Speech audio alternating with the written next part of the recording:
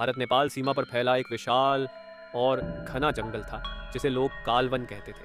वहाँ कोई पक्का रास्ता नहीं था, ना कोई गांव, ना कोई मोबाइल नेटवर्क। सरकारी नक्शों में ये जंगल एक ब्लैंक जोन की तरह था, जहाँ ना कोई सर्वे हुआ था, ना कोई मिशन पूरा।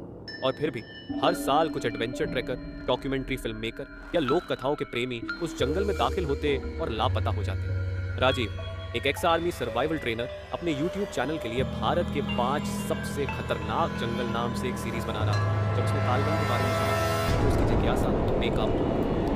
अगर ये सच में शामिल जंगल है तो मेरी सीरीज की आखिरी और सबसे डरावनी कड़ी यही होगी। उसने अपनी टीम तैयार की। आदित्य, उसका पुराना दोस्त और cameraman, Kritika, documentary researcher, Nishant, sound technician, चारों एक पुरानी जीप में जरूरी उपकरण लेकर निकले। कैमरे, satellite phone, tent, GPS tracker और दवाइयाँ। गांव तक सब ठीक चला, लेकिन जैसे ही उन्होंने जंगल में कदम रखा, जीपीएस ने काम करना बंद कर दिया। मोबाइल नेटवर्क तो पहले से ही गायब था। पहला अजीब अनुभव उन्हें तब हुआ जब उन्होंने जंगल में एक बिल्कुल ताज़ा इंसानी जूता देखा, मिट्टी में आधा दबा हुआ, जैसे अभी अभी कोई पहने हुए भागा हुआ, पर पास कोई निशान नहीं थे, न पैर के, न खून के, न किसी और इंसान की उपस्थिति के। शायद पिछली ट्रैकिंग टीम का होगा, आदित्य ने कहा। वो जापानी डॉक्यूमेंट्री वाले। कृतिका ने फौरन रिकॉर्डिंग शुरू की। अगर ये जंगल लोगों को निगलता है तो शुरुआत यहाँ से हुई होगी। शाम होते होते चारों ने एक छोटी सी जगह पर टेंट लगाया। पेड़ों की घनी छाया में सूरज तक नहीं पहुंचता था। कृतिका रात में जंगल की आवाजें रिकॉर्ड कर रही थी, जानवरों की, हवा की, पत्तियों की सरसराहट की। तभी उसे एक औरत की गूंजती आवाज सुनाई दी। मुझे घर जाना है। उसने सभी को बुलाया। क्या आपने सुना? राजीव ने कहा। यहाँ औरत कहाँ से आ सकती है? जंगल में कोई इंसानी बस्ती नहीं है। निशांत ने साउंड को स्लो मोशन में प्ले किया और सब सन्न रह गए। वॉइस क्लिप में सिर्फ एक वाक्य दोहराया जा रहा था, लेकिन हर बार एक अलग आवाज में। मुझे घर जाना है, मुझे घर जाना है, मुझे घर जाना है। 3 बार, 3 अलग अलग टोन, 3 अलग अलग औरतों की आवाजें। राजीव ने अगली सुबह ट्रेल ट्रैकिंग शुरू की। कुछ किलोमीटर चलने के बाद उन्होंने देखा कि पेड़ों के तनों पर अजीब निशान है, मानव चेहरे की आकृतियां, जैसे किसी ने लकड़ी पर इंसानों की छवि उकेरी हो, लेकिन वो उकेरे नहीं गए थे। वो पेड़ की छाल में से उग आए थे, जैसे पेड़ खुद इंसान बनने की कोशिश कर रहे हो।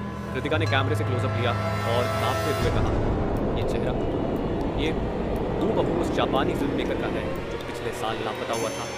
राजीव ने तुरंत टीम को वापस कैंप पर लौटने को कहा, लेकिन रास्ता बदल चुका था। हम तो सीधा आए थे, ये मोड़ कहाँ से आया? पेड़ हिल नहीं रहे थे, फिर भी रास्ता घूमा हुआ लग रहा था। हर दिशा एक जैसी लग रही थी। और फिर अचानक आदित्य चिल्लाया, वो देखो! एक पेड़ की ऊंचाई पर किसी का शव उल्टा लटका हुआ था, पर उसका चेहरा नहीं था, बस खाली खाल थी, जैसे किसी ने मास्क निकाल लिया हो। नीचे जमीन पर लिखा था, मिट्टी में नहीं, खून से, अब तुम भी कालवन के हिस्से हो। राजीव, कृतिका, आदित्य और निशांत ने जैसे ही वो लटकता शव देखा, उनकी रूह कांप उठी। पेड़ की ऊंचाई से उस शरीर का खून टपक रहा था, लेकिन वो खून जमीन पर नहीं गिरता था, वो हवा में ही गायब हो जाता था। कृतिका ने एक पल के लिए कैमरा नीचे किया और खुद घुसाई। ये जगह सांस ले रही है। राजीव ने तुरंत आदेश दिया, अब कोई रिकॉर्डिंग नहीं, हमें इससे बाहर निकलने की कोशिश करनी है। जो भी ये जगह है, ये हमसे खेल रही है। वे चारों उलटी दिशा में चलने लगे जहां से आए थे, लेकिन कुछ ही दूर जाने पर उन्हें एक बड़ा पत्थर दिखाई दिया जिस पर लाल रंग से लिखा था, तुम घूम चुके हो, अब लौटने का रास्ता जंगल के पास नहीं, जंगल के भीतर है। ये किसने लिखा? आदित्य बड़बड़ाया। हम तो यहाँ पहली बार आए हैं। ये लाइन तो जैसे हमसे बात कर रही है। अचानक घनी झाड़ियों में हलचल हुई।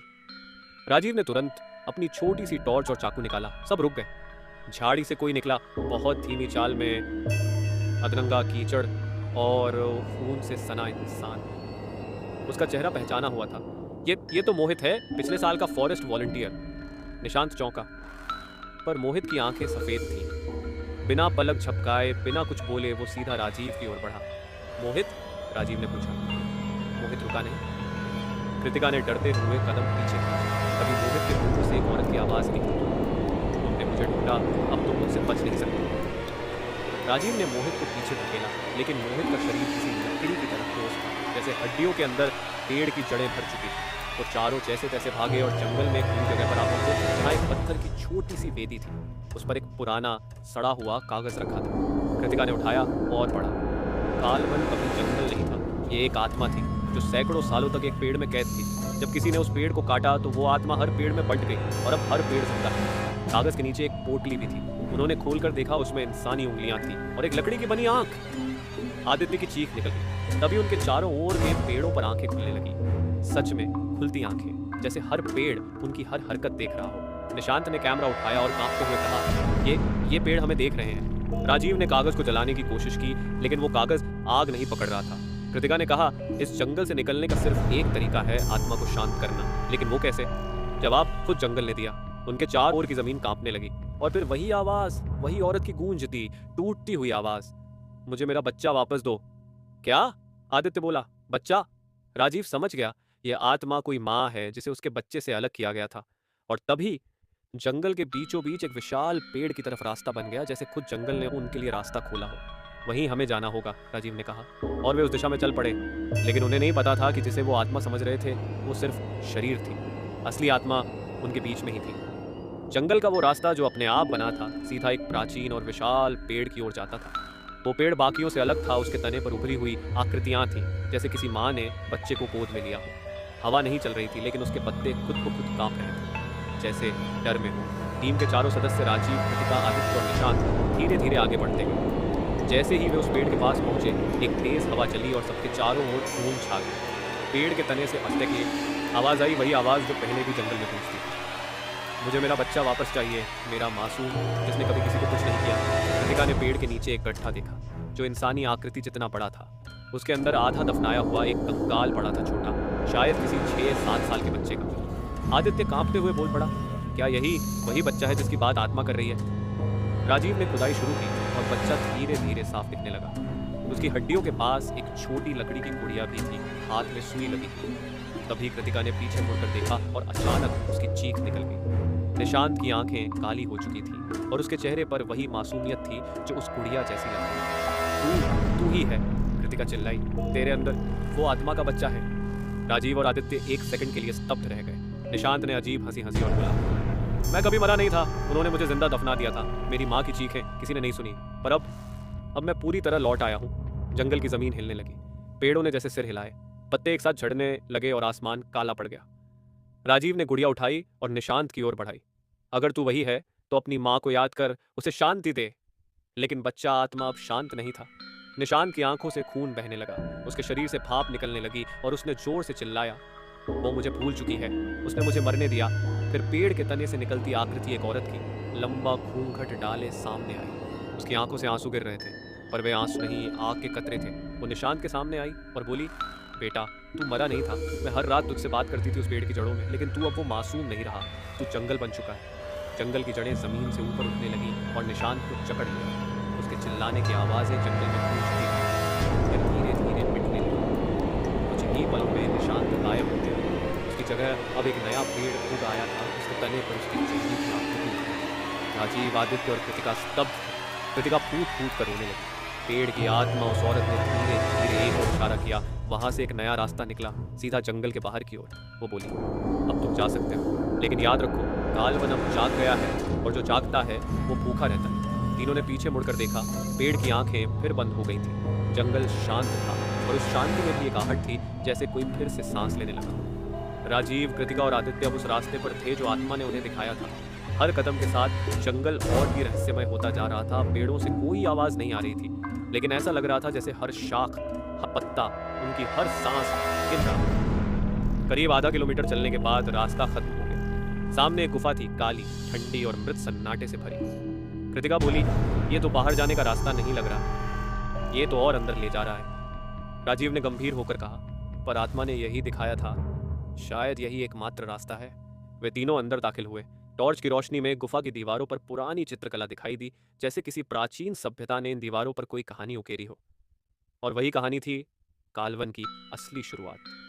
दीवार पर उकेरी गई पहली छवि, एक महिला गर्भवती जंगल के एक पवित्र वृक्ष के नीचे ध्यान में लीन है, पेड़ की शाखाएं उसे आशीर्वाद दे रही हैं। दूसरी छवि, गांव के कुछ लोग उस महिला को पीट रहे हैं। उन्होंने उस पवित्र पेड़ को काट डाला और महिला को एक गड्ढे में दफना दिया। उस समय उसका बच्चा जिंदा था। तीसरी छवि, पेड़ के कटते ही धरती फटती है और उस महिला की आत्मा जंगल की हर शाखा, हर जड़ में फैल जाती है। राजीव दीवार पर हाथ फेरते हुए रुका। जैसे ही उसका हाथ एक आकृति पर पड़ा, एक अजीब सी चिल्हट उसके पूरे शरीर में दौड़ गई। कृतिका घबरा कर बोली, राजीव क्या हुआ?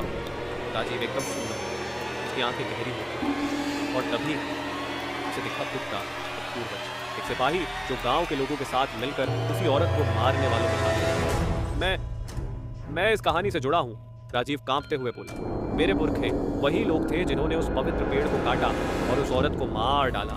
कृतिका और आदित्य के होश उड़ गए। इसका मतलब तुझे इस जंगल ने इसीलिए छोड़ा है, तू उसकी सजा का उत्तराधिकारी है। आदित्य चिल्लाया। अचानक गुफा के अंदर जमीन हिलने लगी, दीवारें फड़फड़ाने लगीं जैसे चित्रकला जीवित हो रही थी, और गुफा के बीच से एक आवाज आई, वही आत्मा की, मगर अब करुणा से नहीं बल्कि क्रोध से भरी। तू लौट गया, मेरे खून का वारिस, क्या अब तू भी मरने को तैयार है? राजीव घबरा गया, लेकिन तभी उसकी टॉर्च बंद हो गई। गुफा में अंधेरा छा गया और फिर किसी ने उसके कंधे पर हाथ रखा, लेकिन वह इंसानी हाथ नहीं था, वो जड़ जैसा था, ठंडा, सख्त और धड़कता हुआ। राजीव ने धीरे से मुड़कर देखा और सामने खड़ी थी वही आत्मा, माँ का रूप, मगर अब उसकी आंखों से आग नहीं पानी बह रहा था। मैं तुझे मारना नहीं चाहती राजीव, उसने कहा, तू मेरी मुक्ति की चाबी है। राजीव फुसफुसाया, क्या करना होगा मुझे? जंगल को लौटाना होगा। उसका पहला पेड़, वह वृक्ष जहां मैं बैठी थी, जिसे काटा गया, उसे तू फिर से रोपेगा, लेकिन उसका बीज वहां है जहां कोई नहीं गया। कहाँ? कृतिका बोली। आत्मा बोली, उसका बीज मेरी कब्र में है, वही गड्ढा जहां मुझे जिंदा दफनाया गया था। गुफा की दीवारें फिर शांत हो गई, लेकिन जंगल की नई चाल शुरू हो चुकी थी। राजीव अब सिर्फ खोज करता नहीं था, वो उत्तराधिकारी था एक पाप का, और एक रास्ता था उसकी मुक्ति का। गुफा से निकलते ही सब कुछ बदल चुका था। अब जंगल वैसा नहीं था जैसा पहले था। आसमान पर अजीब धुंध छाई हुई और पेड़ों की छायाएं लंबी होकर जमीन पर चलती प्रतीत हो रही थी, जैसे वे जीवित। रास्ता जिस ओर था, अब वहां सिर्फ घनी झाड़ियां, कोई दिशा, कोई संकेत, कुछ भी साफ नहीं। कृतिका ने धीरे से पूछा, अब हम कहाँ जाएंगे? वो आत्मा बोली थी कि बीज उसकी कब्र में है, लेकिन कब्र कहाँ है? राजीव ने आंखें बंद की और गहरी सांस ली, फिर बोला, हम वापस उस जगह चलेंगे जहाँ वो बच्चा मिला था, वही जगह उसकी कब्र हो सकती है। लेकिन जैसे ही उस ओर बढ़े, जंगल ने अपना असली खेल शुरू किया। हर कुछ कदम पर रास्ता बदलने लगा। कभी सामने झील दिखती, अगले ही पल वह गायब हो जाती। कभी किसी पेड़ के पीछे से आवाज आती, किसी की रोती हुई या फुसफुसाती हुई। आदित्य ने एक जगह पर किसी को माँ माँ कहते भी सुना। यह जंगल अब हमें गुमराह कर रहा है, कृतिका बोली, यह हमें बीच तक नहीं पहुंचने देगा। अचानक आदित्य रुक गया, उसकी आंखें फटी की फटी रह गई। कृतिका? वो कांपता हुआ बोला। कृतिका ने पलट कर देखा और उसकी सांस रुक गई। सामने खड़ी थी वही आत्मा, पर इस बार वो माँ जैसी नहीं थी। अब उसके शरीर से पेड़ों की जड़ें लटक रही थीं और चेहरा आधा सड़ा हुआ था। राजीव ने चिल्लाया, ये भ्रम है, ध्यान मत दो। पर देर हो चुकी थी। आदित्य उसकी तरफ बढ़ने लगा। माँ, उसने कहा, मुझे अकेला मत छोड़ो। जैसे ही उसने आत्मा को छूने की कोशिश की, उसकी गर्दन उल्टी घूम गई। एक दर्दनाक चीख के साथ आदित्य की आंखें सफेद हो गईं और उसका शरीर ठंडी जमीन पर गिर पड़ा। कृतिका चिल्लाई, आदित्य नहीं! राजीव दौड़कर उसके पास गया, लेकिन आदित्य अब बस एक खाली खोल था, उसकी आत्मा जैसे कहीं खींच ली गई थी। यह जंगल अब शिकार करने लगा है, राजीव फुसफुसाया। अब वे सिर्फ दो रह गए थे, राजीव और कृतिका। कृतिका की आंखें आंसुओं से भरी थीं, लेकिन वह पीछे नहीं हटी। चलो, उसने कहा, अब रुकने का समय नहीं है। राजीव ने गहरी सांस ली और पेड़ों के बीच से रास्ता तलाशते हुए वही जगह ढूंढी जहां उन्होंने पहली बार बच्चे की खेल देखी। कुछ घंटों की भटकन और कई भ्रमों से जूझने के बाद वे एक बार फिर उसी जगह पहुंचने में सफल हुए। अब जमीन का रंग बदल चुका था। पहले जहां हल्की मिट्टी थी, अब वहां कीचड़ जैसा रक्त गारा। राजीव ने वही खुदाई शुरू की और खुदाई करते हुए उसे ठोस किया। एक छोटी सी मिट्टी की मूर्ति माँ और बच्चे की, और उसके नीचे एक बीज, लेकिन वो कोई आम बीज नहीं था, वो धड़क रहा था जैसे जिंदा हो। जैसे ही राजीव ने बीज उठाया, चारों ओर की जमीन कांपने लगी, कब्र से धुआं निकलने लगा और आत्मा फिर प्रकट हुई, इस बार एक साथ माँ और राक्षसी रूप। बीज मिला है, लेकिन इसकी बुआई मौत मांगती है, आत्मा बोली। क्या मतलब? कृतिका बोली। आत्मा ने सीधा राजीव की ओर देखा। जिसने पाप किया है उसका रक्त चाहिए, तभी बीज उगेगा और मेरी आत्मा मुक्त होगी। राजीव स्तब्ध रह गया। कृतिका चीख पड़ी, नहीं, ये जरूरी नहीं। राजीव शांत हो गया, उसकी आंखों में अब डर नहीं था। शायद यही मेरी नियति है, वो बोला। उसने कृतिका को बीज पकड़ा दिया और धीरे धीरे एक नुकीला पत्थर उठाया। राजीव, मत कर। कृतिका रो पड़ी, लेकिन राजीव मुस्कुराया और बोला, अगर मेरी मौत से किसी की आत्मा को शांति मिलती है तो शायद यही मेरा असली उद्देश्य है। उसने अपने हाथ की नस काट दी, खून की कुछ बूंदें जमीन पर टपकी और उसी पल बीज ने जोर से धड़कना शुरू कर दिया। जंगल चिल्ला उठा, हर पेड़ की टहनियां कांपी, जमीन चीरने लगी और बीज वहीं उगने लगा। राजीव की कलाई से गिरता रक्त धरती में समा चुका था। कृतिका उसकी ओर भागी, उसकी कलाई को दबाया। राजीव, नहीं, तुम ऐसा नहीं कर सकते। पर राजीव अब कुछ नहीं बोल रहा था। उसकी आंखें धीरे धीरे बंद हो रही थी, उसका चेहरा शांति से भरा था, जैसे वर्षों का बोझ उतर गया। बीज अब जमीन में पूरी तरह समा चुका था। अचानक जमीन हिलने लगी, कब्र से धुआं उठा और जंगल के सारे पेड़ एक साथ झुक गए, जैसे कोई शक्तिशाली आत्मा सामने आ गई। आकाश में बिजली कड़कड़ाने लगी और तभी वह वृक्ष उगाया, वही पवित्र पेड़ जो कभी उस माँ का साधन था, बड़ा और भी शांत और भी दिव्य। उस वृक्ष की शाखाएं आसमान को छू रही थी, उसकी छाल पर वही मूर्तियां बनी थी, माँ और बच्चा। फिर गहराई से एक शांत और भारी आवाज आई आत्मा की, तुमने मेरे बेटे की बलि दी नहीं, अपना जीवन मुझे देकर मेरा जीवन लौटा दिया।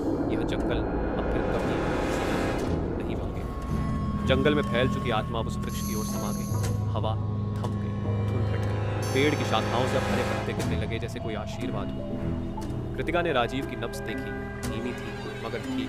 राजीव, वो चिल्लाई, तुम अभी जिंदा हो, रुको। उसी समय वृक्ष से एक बूंद गिरी, चमकती हुई सुनहरी। कृतिका ने वो बूंद राजीव की कलाई पर डाली और चमत्कार हुआ। राजीव की सांसें तेज हो गई, आंखें खुली। मैं जिंदा हूँ? हाँ, कृतिका रोती हुई हंस पड़ी। तू जिंदा है, तूने उसे शांति दी। आत्मा की अंतिम फुसफुसाहट फिर आई। अब यह जंगल शापित नहीं, ये पवित्र है, ये कालवन नहीं, अब मोक्षवन है। अचानक काले बादल हट गए, सूरज की किरणें जंगल में पड़ी और वर्षों बाद पेड़ चमकने लगे। कोई डर, कोई चीख, कोई छाया अब नहीं बची। कई साल बाद एक किताब प्रकाशित होती है, कालवन मृत्यु और मुक्ति की कहानी, लेखक राजीव शर्मा। लोग इसे पढ़ते हैं पर कोई विश्वास नहीं करता। पर वही जंगल अब एक तीर्थ स्थल बन चुका है, जहां लोग जाकर उस वृक्ष की पूजा करते हैं। उस वृक्ष के नीचे एक तख्ती लगी है। यहाँ एक बेटे की आत्मा को मुक्ति मिली और एक इंसान ने पाप का चक्र तोड़ा। यह जंगल अब केवल सच्चों को रास्ता देता है। और पीछे दूर एक छाया आज भी देखी जाती है, माँ बच्चा हंसते हुए पेड़ की छांव में खो जाते हैं।